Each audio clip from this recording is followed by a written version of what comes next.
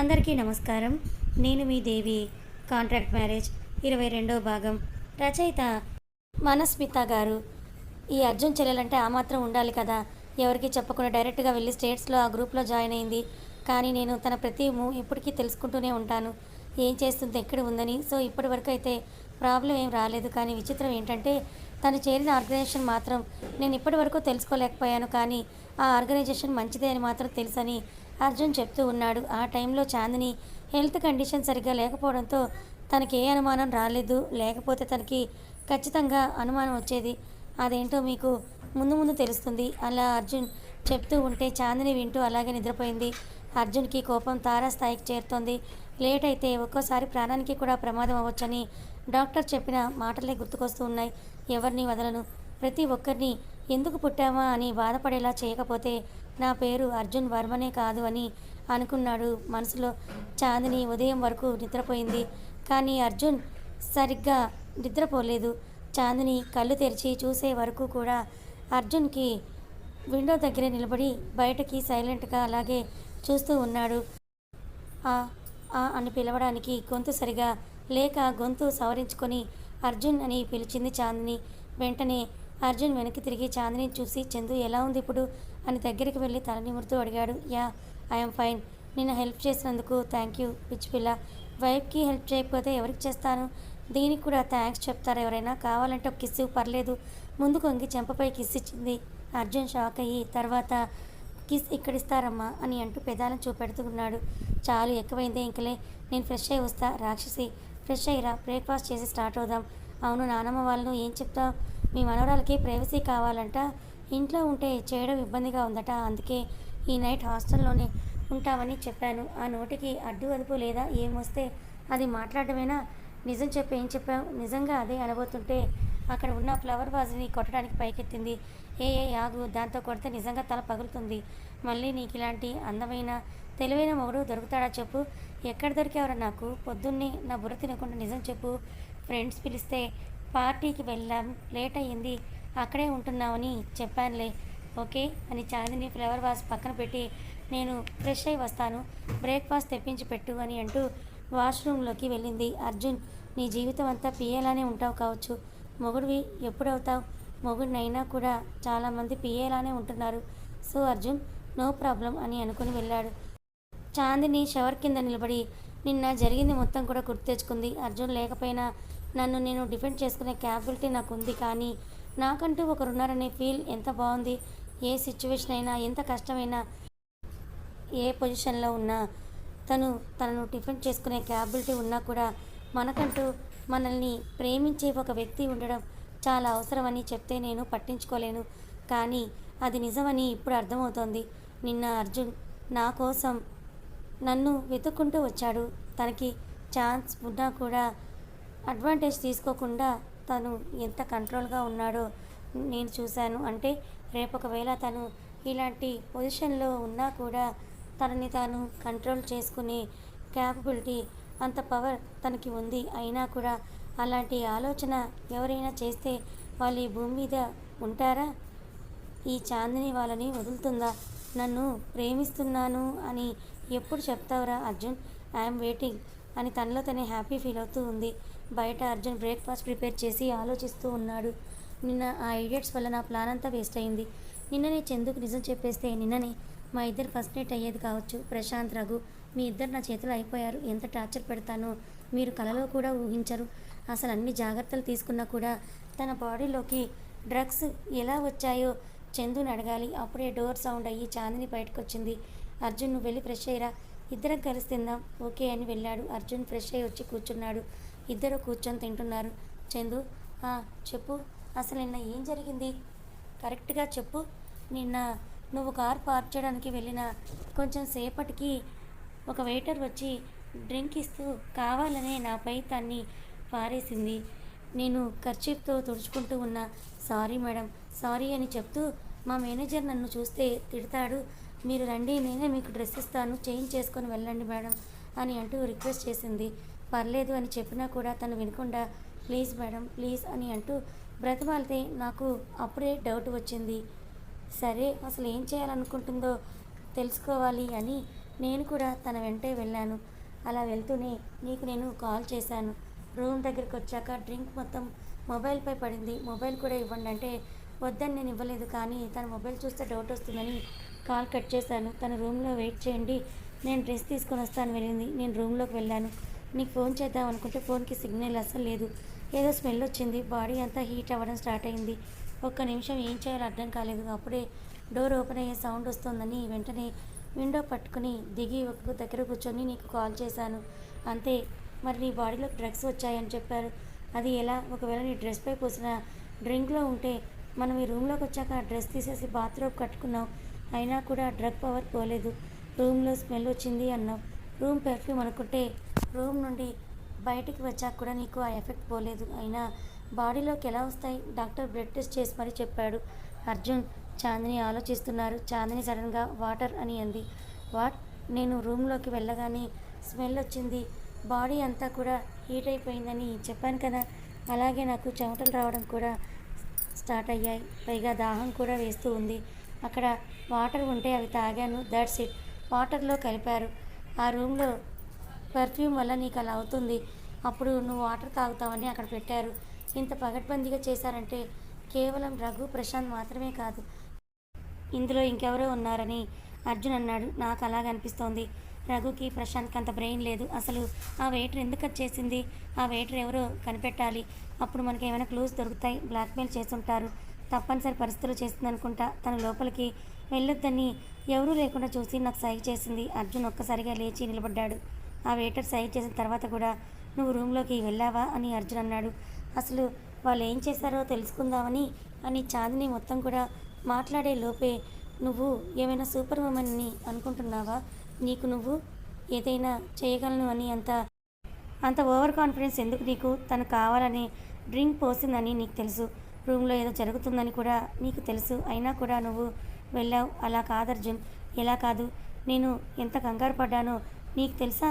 Rooms అన్నీ కూడా వెతుకుతున్నా, నువ్వు నాకు ఎక్కడ దొరకట్లేదు. ఎక్కడ వెతకాలి, ఎలా వెతకాలో ఏం తెలియట్లేదు. పోలీసులకి చెప్పినా వాళ్ళు వచ్చే వరకు ఏం జరుగుతుందో అని భయం. ఒక నిమిషం గుండె ఆగిపోయినట్టుగా అనిపించింది తెలుసా? రిషి కూడా పాపం నాతో పాటు ఎంత వెతికాడు. అవునులే, నీకు ఇవన్నీ ఎందుకు తెలుస్తాయి? నువ్వు సూపర్ ఉమెన్ కదా, ఎవరూ లేకుండా బ్రతకగలవు, దేని నుండైనా తప్పించుకోగలవు. నేనే పిచ్చోండని బ్రేక్ఫాస్ట్ కూడా సరిగ్గా తినకుండా రూమ్లో నుంచి బయటకు వెళ్ళిపోయాడు. చాందిని తల పట్టుకొని కూర్చుంది. నేను చేసింది తప్పే, కానీ సారీ చెప్పే ఛాన్స్ కూడా ఇవ్వకుండా వెళ్ళాడు ఈడియట్ అని తను కూడా తినకుండా బయటికి వెళ్ళిపోయింది. ఇక్కడ రిషి, అర్జున్ మాట్లాడుకుంటూ ఉన్నారు. హాయ్ రిషి అని చాందిని అన్నది. హే హాయ్ చందు, ఎలా ఉంది ఇప్పుడు నీకు అని అంటూ రిషి ఆమెని అడిగాడు. Yeah, I'm fine. నిన్న నువ్వు చేసిన హెల్ప్కి చాలా థ్యాంక్స్ యూ రిషి అని అంటూ చాందిని చెప్పింది. ఇట్స్ ఓకే చందు, ఫ్రెండ్స్ మధ్య థ్యాంక్స్ ఎందుకు? నువ్వు ఎప్పుడొచ్చావు రిషి అని అడిగింది. ఇంతకు ముందే వచ్చాను. అసలు ఇదంతా ఎవరు చేశారో ఏమైనా తెలిసిద్దా అని అర్జున్ని చూసి అడుగుతున్నా. ఇంతలో నువ్వే వచ్చావు. బ్రేక్ఫాస్ట్ చేశారా లేదా అని అడిగాడు. లేదు అని చెప్పింది. అర్జున్ ఏం మాట్లాడకుండా సైలెంట్గా ఉన్నాడు. ఏం జరిగిందని రిషి చాందినికి సైగ చేసి అడిగాడు. ఏం లేదు అని తల ఊపింది. ఓకే రిషి, మేము ఇంకా వెళ్తాము, అమ్మమ్మ వాళ్ళు ఎదురు చూస్తూ ఉంటారు. థ్యాంక్స్ ఫర్ ఎవ్రీథింగ్ అని అర్జున్ అన్నాడు. It's okay Arjun, bye Chandu, bye Rishi అని చెప్పి తను కూడా బయటకు వచ్చి తన కారులో కూర్చున్నాడు. అర్జున్ కాల్ చేసి కార్ తెప్పించాడు. ఆ కారులోని చందు, అర్జున్ ఇద్దరు కూర్చున్నారు. అర్జున్ డ్రైవ్ చేస్తున్నాడు. చందు సైలెంట్గా అర్జున్ని చూస్తూ ఉంది. అర్జున్ ఏం మాట్లాడలేదు. అర్జున్ వెంటనే సాంగ్స్ ప్లే చేశాడు. చందు మూతి తిప్పుకొని బయటకు చూస్తోంది. అర్జున్ ఏం మాట్లాడకుండా డ్రైవ్ చేస్తూనే ఉన్నాడు. ఇల్లు రాగానే కార్ని ఆపి తన ఇంట్లోకి ఫాస్ట్గా వెళ్ళాడు. ఏంటమ్మా అబ్బాయి అలా ఫాస్ట్గా వెళ్తున్నాడు, మళ్ళీ ఏమైనా జరిగిందా అని సావిత్రి అడిగింది. ఏం లేదు నానమ్మ అని చాందిని కూడా పైకే వెళ్ళింది. అర్జున్ డ్రెస్ మార్చుకొని చందు మొహం కూడా చూడకుండా బయటికి వెళ్ళిపోయాడు. ఎప్పుడో గలగలా మాట్లాడుతూ నా బుర్ర తినేవాడు. ఇప్పుడు అసలు చూడని కూడా చూడట్లేదు. అసలు సారీ చెప్పే ఛాన్స్ కూడా నాకు ఇవ్వట్లేదు. ఈ ఫ్రోజన్ హార్ట్ని ఎలా కరిగించాలో ఏమో అని ఆలోచిస్తూ ఉంది చాందిని. సావిత్రి లోపలికి వచ్చింది. ఏంటమ్మా మళ్ళీ ఏమన్నావు అర్జున్ని అని అడిగింది. నువ్వు అసలు నా నానమ్మవేనా? ఎప్పుడు చూసినా అర్జున్కే సపోర్ట్ చేస్తూ మాట్లాడతావేంటి అని అలిగినట్టుగా మొహం పక్కకు తిప్పుకుంది. ఎందుకు అంటే నా మనవడు నిన్నంత బాగా చూసుకుంటున్నాడు, తనకి సపోర్ట్ ఇవ్వకపోతే ఎవరికి ఇవ్వాలి? అసలు ఏమేం తల్లి చెప్పు. ఏం లేదు నానమ్మ, తప్పు నాదే, కానీ సారీ చెప్పే ఛాన్స్ కూడా తను ఇవ్వట్లేదు ఆ మహానుభావుడు. ఏం చేయమంటావు చెప్పు? ఇవ్వట్లేదని ఊరుకుంటావా? ట్రై చేయమ్మా. ఎలా నానమ్మా? నాకు తెలియట్లేదు. ఎప్పుడు చూడు ఆ బిజినెస్ ఈ బిజినెస్ అంటూ డీల్ చేయడం వచ్చు కానీ మొగుడిని ఎలా కొంగును కట్టేసుకోవాలో తెలియదే నీకు అని మొట్టికాయ వేసింది. అబ్బా అని తలరుద్దుకుంటూ ఇప్పుడు నన్ను తిట్టమని చెప్పలేదు. ఐడియా ఉంటే చెప్పు. ఇంత వయసొచ్చింది ఇంకా ఈ నానమ్మ చెప్పాలా నీకు ఐడియా? మొగుడిని ఎక్కడ పడేయాలో ఎలా పడేయాలో కూడా తెలీదా నీకు? మంచి చీర కట్టుకో, పూలు పెట్టుకొని సావిత్రి చెప్తుంటే నానమ్మ నానమ్మ 1 మినిట్, నువ్వు టాపిక్ ఎక్కడి నుంచి ఎక్కడికో తీసుకెళ్తున్నావు? దానికి దీనికి ఏంటి సంబంధం? నేను అర్జున్ వినడం లేదు, నాతో మాట్లాడడం లేదు, సారీ ఎలా చెప్పాలని అడిగాను. అదేనే నేను చెప్పేది. పిచ్చిపిల్ల, మంచంపై మాట వినని మగాడు ఉండడు. అలా ట్రై చేయి అని చెప్పి అక్కడి నుంచి వెళ్ళిపోయింది. పిచ్చి నానమ్మ, నీకు ఏం తెలీదు. మా మధ్య ఆ రిలేషనే లేదు. ఎలా ట్రై చేస్తాను? నేనే వేరే ఐడియాను ఆలోచించాలి అని ఆలోచనలో పడిపోయింది చాందిని. ఆఫీస్కి కూడా వెళ్లకుండా ఇంట్లోనే ఉంది. అర్జున్ నైట్ అయ్యాక ఇంటికొచ్చాడు. రూమ్లోకి వెళ్ళి ఏం మాట్లాడకుండా సైలెంట్గా ఉన్నాడు. Arjun no reply. అర్జున్ అయినా కూడా ఏం మాట్లాడకపోయే వరకు వెనక నుంచి గట్టిగా హక్ చేసుకుంది. నేను చేసిన తప్పే, ఐఎమ్ సారీ. కనీసం సారీ చెప్పే ఛాన్స్ కూడా ఇవ్వవా? తిట్టాలనిపిస్తే తిట్టు, కానీ ఇలా మాట్లాడకుండా మాత్రం ఉండకు ప్లీజ్ అని క్యూట్గా అడుగుతుంది. అని అర్జున్ నిట్టూరుస్తూ చందు వైపు తిరిగి, నువ్వు కోపంతో చెప్పినా కరిగిపోతాను, ఇంత క్యూట్గా చెప్తే కరిగిపోనా? కానీ నువ్వు నాకు ప్రామిస్ చేయాలి. ఏంటి అని కళ్ళల్లోకి చూస్తూ అడిగింది. ఇంకోసారి ఎప్పుడూ ఇలా చేయొద్దు. నిన్ను నువ్వు కాపాడుకోగలిగే శక్తి నీకు ఉండొచ్చు, కానీ అన్ని రోజులు ఒకేలా ఉండవు. అదృష్టం ఎప్పుడు మన చేతుల్లో ఉండదు. కాన్ఫిడెన్స్ ఉండొచ్చు, ఓవర్ కాన్ఫిడెన్స్ ఉండకూడదు. నిన్న కొంచెం లేట్ అయినా ప్రాణాలకే ప్రమాదం అని డాక్టర్ చెప్పాడు. ఆ వెయిటర్ డ్రింక్ నీపై కావాలనే పోసిందని డౌట్ వచ్చినా నువ్వు తన వెంట వెళ్ళావు. ఆ వెయిటర్ వెళ్ళొద్దని సైగ చేసినా కూడా వినకుండా వెళ్ళావు. నీకేం కాదని ఓవర్ కాన్ఫిడెన్స్ కదా? ఓకే బాబు, ఇంకోసారి అలా చేయను, ఓకేనా? నీ మీద నాకు నమ్మకం లేదని తల తిప్పాడు. ఏంట్రా ఊరుకుంటుంటే ఎక్కువ చేస్తున్నావు అని అంటూ మీదకి వెళ్తూ ఉంది చాందిని. ఒక మగాడు, అందులోనూ వర్జిన్ మగాడని కూడా చూడకుండా అలా మీదకి వస్తున్నావు, వస్తానైతే ఏంటని ముందుకొస్తుంది. అవునా అని హక్ చేసుకొని బెడ్పై పడేశాడు. అయినా చాందిని కదలకుండా అలాగే పడుకుంది. ఏంటి ఏదో కదాలి కదా, ఏమనట్లేదేంటి? నిన్న నేను డ్రగ్స్లో ఉంటేనే అడ్వాంటేజ్ తీసుకోలేదు, మామూలుగా ఉంటే ఏం చేస్తావు? నీకంత సీన్ లేదులే రాక్షసి అని వచ్చి గట్టిగా హక్ చేసుకున్నాడు. ఇద్దరు ఒకరి కౌగిల్లో ఒకరు ఉండిపోయారు. చందు వాళ్ళను నువ్వు టచ్ చేయకు, నాకు వాళ్ళిద్దరూ కావాలి. ఓకే, కానీ ఇప్పటి వరకు నువ్వు ఎటు వెళ్ళావు అని అడిగింది. అర్జున్ జరిగిన దాని గురించి ఆలోచిస్తున్నాడు. కొన్ని గంటల క్రితం అర్జున్ కోపంగా బయటికి వెళ్ళి రాజుకు కాల్ చేశాడు. హలో సార్, నిన్న చందుని జాగ్రత్తగా చూసుకోమని మీ అందరికీ చెప్పాను, కానీ మీలో ఏ ఒక్కరు ఆ పని సరిగ్గా చేయలేదు.